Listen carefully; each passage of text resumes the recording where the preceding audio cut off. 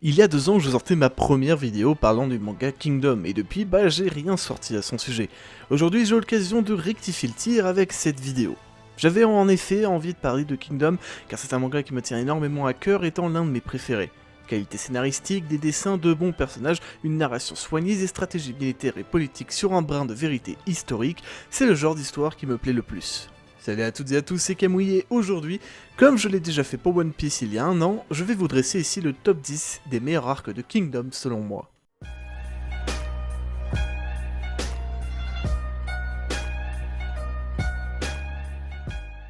Numéro 10, l'arc de la bataille des 3 états.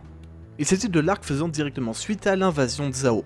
Après cette prodigieuse victoire, il devient impératif pour Qin de fortifier ses frontières à l'est. À ce moment-là, Shoei-kun propose l'idée de s'allier à l'état de Wei pour 3 ans afin de faire tomber la ville stratégique de Juko faisant partie de l'état de Chu, hyperpuissance de Chine. Le grand général To succédant à Aoki à la tête de son armée est rejoint par Go-Mei, l'homme désormais le plus haut gradé de l'armée de Wei.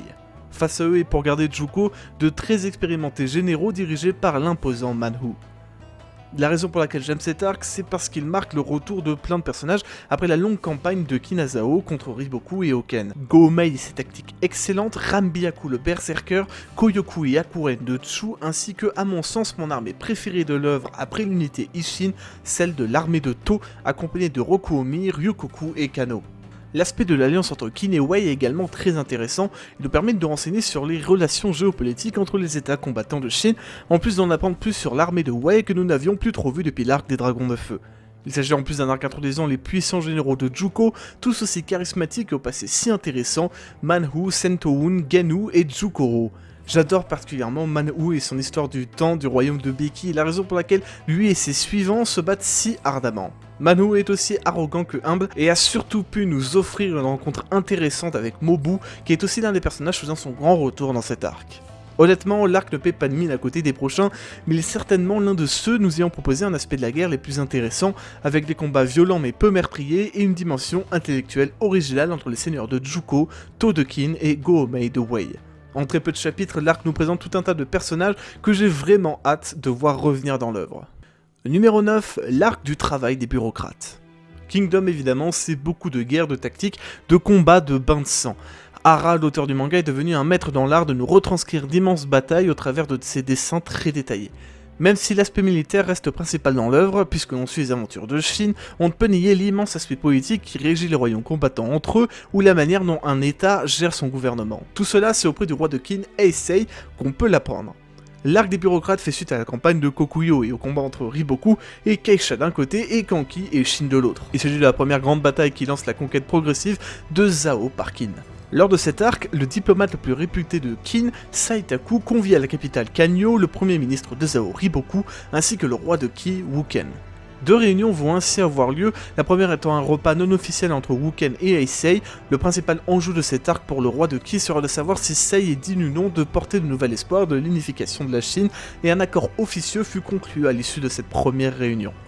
La seconde réunion rassemblera Heisei et Riboku, ce dernier tentant de dissuader le roi de Qin d'unifier la Chine. Sei refusant d'abandonner son œuvre, Riboku quittera Kanyo en menaçant le roi, disant que Qin serait alors le premier des 7 royaumes combattants à tomber. Bien que court, cet arc a une importance capitale dans Kingdom. Rêvant de paix, le roi de Qi, Wuken, ira jusqu'à même proposer la capitulation de son pays après s'être rendu compte des véritables intentions de Sei et de son plan pour unifier la Chine à l'aide de la législation du territoire. D'un autre côté, l'échange entre Riboku et Heisei lancera définitivement la guerre d'éradication opposant Zhao à Qin. J'aime cet arc pour la profondeur des discours de Wuken, Riboku et Heisei, chacun ayant un point de vue différent pour atteindre la paix.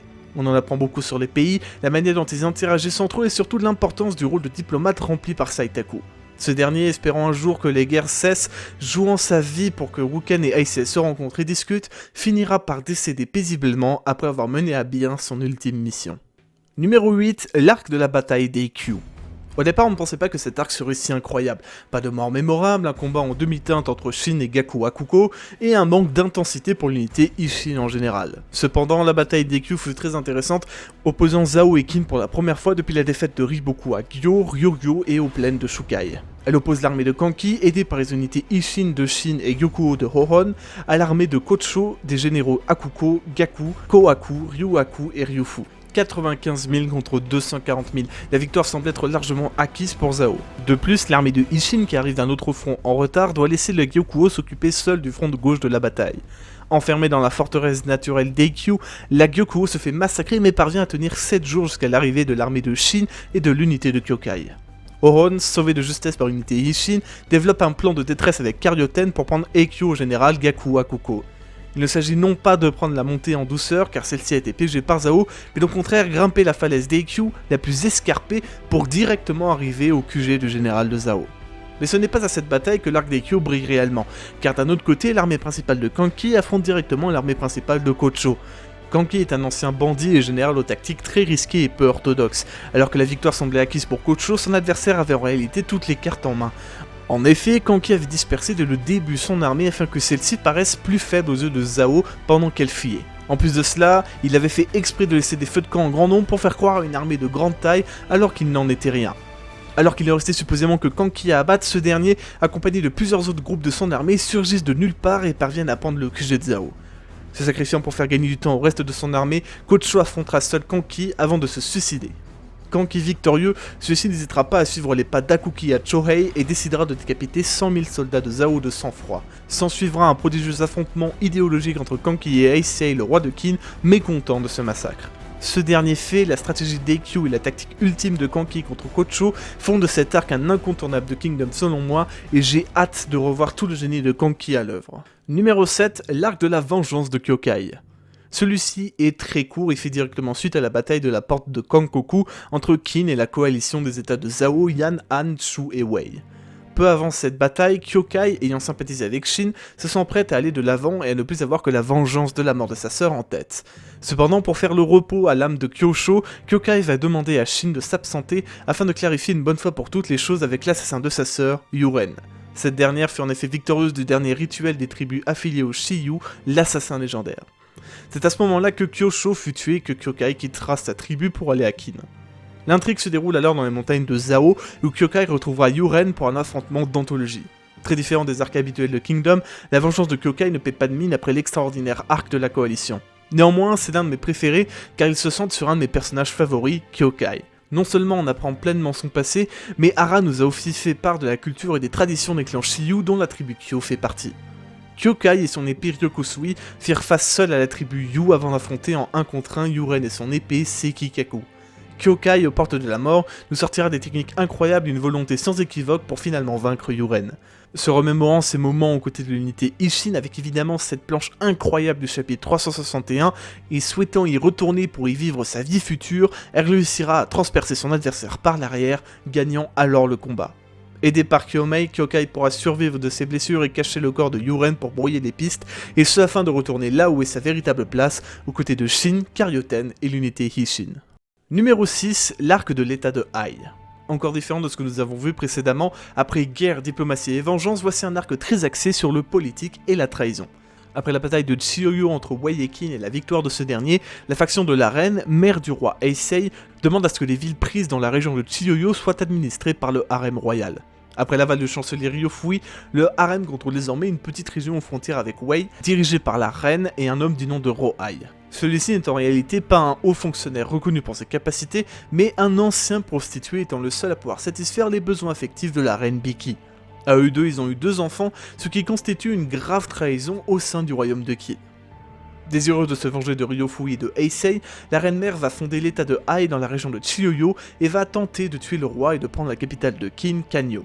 Heisei, plus particulièrement, est un enfant qu'elle a eu lors de sa prise d'otage à Zhao, un moment de la vie de la reine qui fut très douloureux et qui la changea de femme douce à femme cruelle. Détestant profondément son fils qui est le symbole de son douloureux passé, elle va soulever une armée avec sa faction qui mettra à mal la capitale. Néanmoins, grâce à l'intervention de l'unité Isshin qui sauvera l'enfant de Sei et aux soldats d'élite de Shoei-kun, les rebelles furent repoussés. Cet arc est très intéressant, nous rendant encore plus compte des divisions politiques au sein du royaume de Qin. La faction du roi, celle de Ryofui et celle de Biki luttèrent entre elles, chacune essayant de faire tomber l'autre par divers moyens. L'armée rebelle dirigée par Rohai de l'état de Ai avait pu assiéger Kano en passant par les villes grâce au sceau de la reine-mère. La capitale et le roi ont bien failli tomber, mais la réactivité des soldats de la faction d'Heisei fut sans appel. C'est également à ce moment-là que Shoei-kun quitta la faction de Ryofui pour se ranger aux côtés du roi avec la troupe d'élite des Cavaliers Noirs dirigée par Yoshiga. J'aime bien cet arc, mais je pense que l'aspect politique de celui-ci est la seule raison qui le place au-dessus de la bataille d'Eikyo pour moi. L'histoire de la reine mère est touchante, et les rôles de l'unité Isshin de Shoei-kun et de Ryofui ont été très importants. On a quand même été à deux doigts de voir Kin tomber par une armée de 30 000 hommes dirigée par un prostitué, c'est sûr que ça aurait été moins classe que de tomber face à Zhao. En tout cas, cet arc est très bien construit, et les relations personnelles ou politiques entre les personnages nous permettent d'en apprendre plus sur eux, comme le fut le précédent arc de la rébellion de Tonryu. Des fois ça fait du bien de sortir un peu des grandes batailles sanglantes, cet arc en est la preuve. Mais ne vous inquiétez pas, cela reste tout de même ce que l'on préfère, et c'est ce qu'on va voir plus tard dans le top.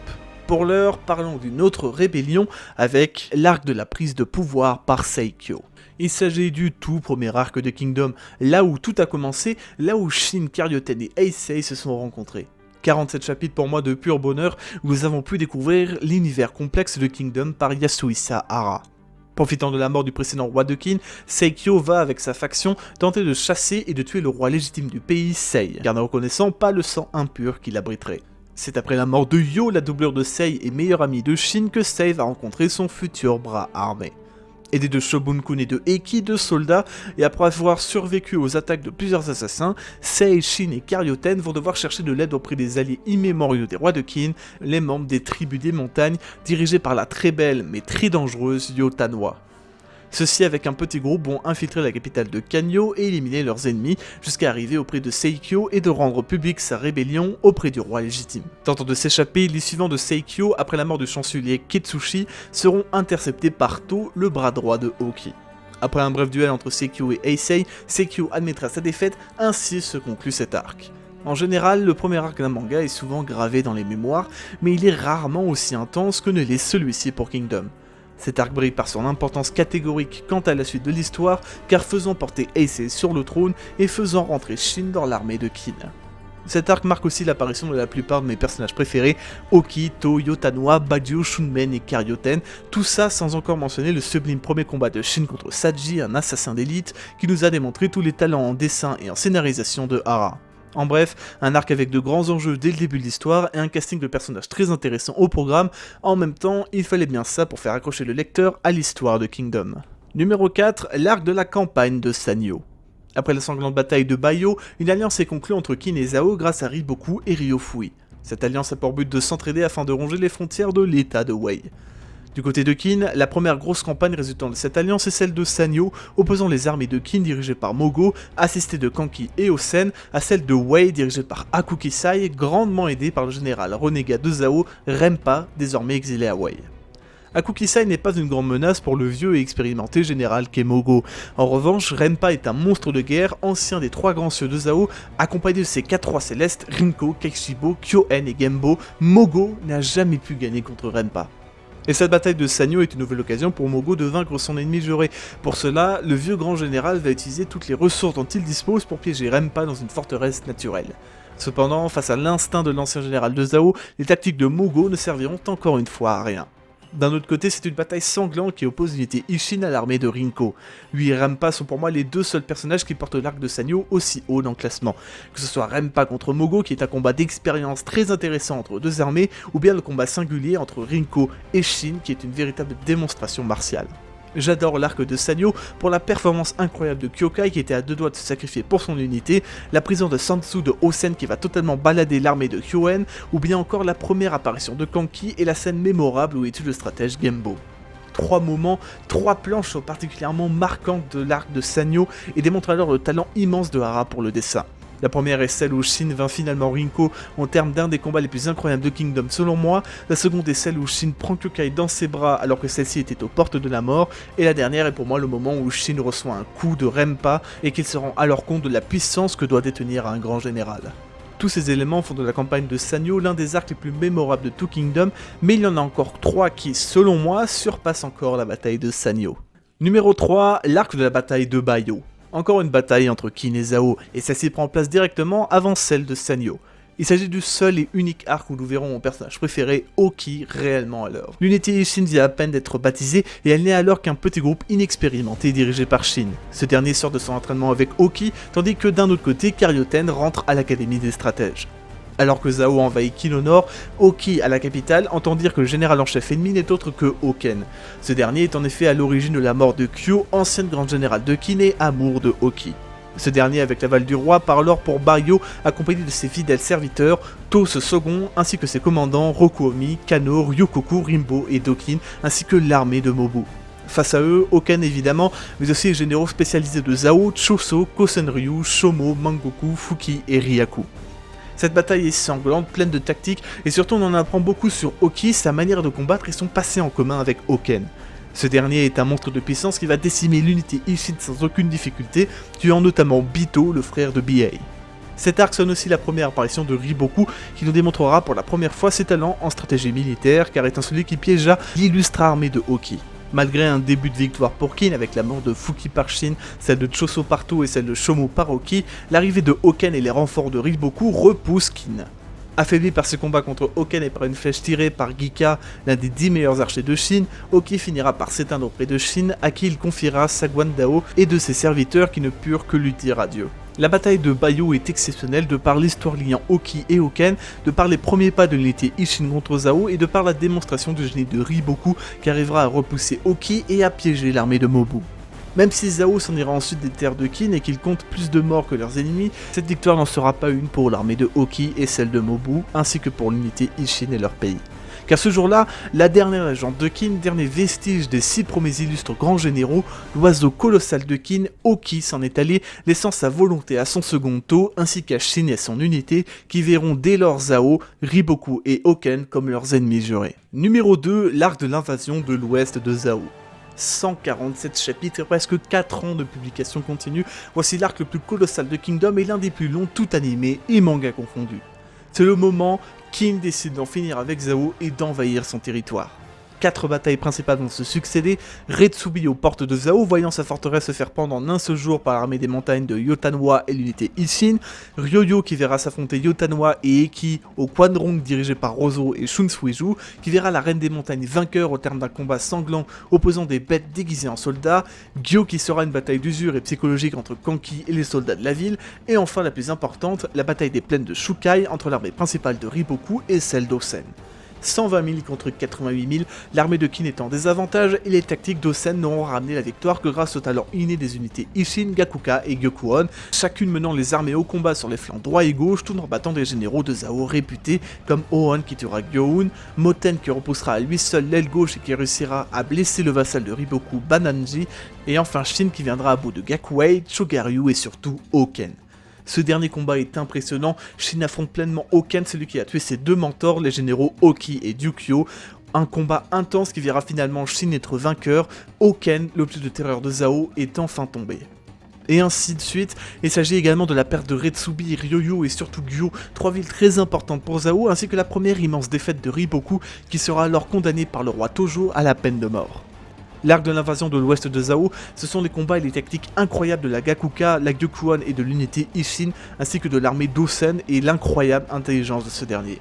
C'est aussi les sacrifices de Kyokai pour sauver Shin, c'est la bataille sanglante entre Yotanwa et Rozo, c'est la tactique d'épuisement des ressources de Kanki, c'est l'alliance entre Qin et Ki et le début de l'invasion de Zhao, qui sera sans doute l'un des premiers états à tomber pour l'unification de la Chine voulue par Heisei. La fin de l'arc fait en plus monter au rang de généraux Moten Ohon et le désormais Rishin, ce dernier faisant un pas de géant vers son rêve de devenir un grand général sous les cieux.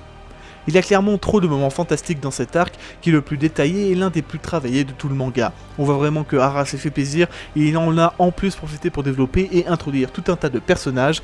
Néanmoins, selon moi, il reste un arc qui dépasse celui-ci. Numéro 1, l'arc de l'invasion de la coalition. Il y a 40 ans, 6 pays se sont alliés pour en attaquer un autre. Le général de Yan, Gakuki, a fondu sur le plus puissant état de l'époque Qi et n'en a laissé que 2 pauvres villes sur tout son territoire. Une coalition du temps des royaumes combattants est sans doute l'arme la plus puissante et efficace pour soumettre un pays entier. Grâce à ses talents de diplomate et en stratégie militaire, Riboku de Zhao va s'allier aux états de Yan, Han, Wei et Chu pour attaquer le seul état de Qin. La bataille doit se dérouler au pied de l'immense porte de Kankoku, principale défense de Qin. C'est du 540 000 à 250 000, Kanmei dirige Shu, Keisha dirige Zhao, Gomei dirige Wei, Seika dirige Han et Ordo dirige Yan. Face à eux, tous les grands généraux de Qin à l'époque, ainsi que ses généraux les plus illustres, Mobu, Dukyo, To, Choto, Kanki, Mogo et Osen. Je sais pas par où commencer, cet arc est juste celui avec la bataille la plus titanesque de tout Kingdom et je sais pas si on reverra de sitôt quelque chose de ce style. Osen qui balade Ordo, Kanki et Choto qui arrivent à tuer Seikai, Mobu contre le géant Kanmei, l'arrivée de Karin, l'assaut de Wei et Go-Omei, mais surtout les combats contre Oken et Riboku. Ce dernier, profitant du chaos sur la porte de Kankoku, aura dépêché une armée réduite pour fondre en secret jusqu'à la capitale Kanyo. Ryukyu, grâce à sa vision du champ de bataille, s'en est allé intercepter les hommes de Riboku avant d'engager un duel sanglant avec Oken qui se conclura par la victoire de ce dernier. Ryukyu mourra en léguant son bouclier à Shin comme Oki avait légué sa Guandao. Après ce combat déjà légendaire, s'ensuit l'une des meilleures batailles de Kingdom, la bataille de Sai. Petite ville peu gardée du fait de sa proximité avec Kanyo, Sai et ses habitants feront face aux deux meilleurs généraux de Zhao, Riboku et Oken. 7 jours, c'est le temps durant lequel les habitants inexpérimentés au combat de Sai tiendront face aux troupes d'élite de Riboku, tenant notamment bon grâce à l'intervention du roi de Qin, Heisei en personne qui se battra en première ligne pour protéger ses sujets ainsi que les motiver. Shin, Karyoten, Heisei, ces trois-là ont bien failli mourir durant la même bataille, et alors que leurs forces s'amenuisaient et étaient prêts à lâcher prise face à Riboku, une armée de Yotanoa accompagnée de Bajo, Shunmen, Dajifu et Rankai prend à revers celle de Riboku et permet, au terme d'un suspense les plus palpitants, de sauver et libérer Sai et donc Kanyo et Qin du joug de Zhao. Dans un dernier duel, Shin parviendra à blesser sévèrement Oken, ce dernier se retirant avec Riboku. Finalement, la coalition s'en ira vers Ki pour les punir d'avoir compromis la coalition, mais les armées finiront toutes par rentrer chez elles après plusieurs conflits internes et l'intervention de Mobu et de son armée qui attaquera la coalition par l'arrière. Cet arc est tout bonnement incroyable, il est mon préféré dans Kingdom, et au vu de tout ce que je viens de vous dire, je pense que vous pouvez comprendre pourquoi. Et voilà qui conclut ce top 10 des meilleurs arcs de Kingdom selon moi. N'hésitez pas à vous abonner et à me donner votre avis en commentaire concernant cette vidéo, comme d'habitude je lis tout et rien ne me fait plus plaisir que de pouvoir discuter avec vous. Je pense que je pourrais sortir une autre vidéo en juillet, et sinon 2 ou 3 seront prévus avant septembre. C'est le premier été où je suis autant pris, alors désolé de ne rien avoir pu sortir en juin. J'espère vous voir nombreux sur cette vidéo et pour la prochaine. En attendant, moi je vous laisse, ciao.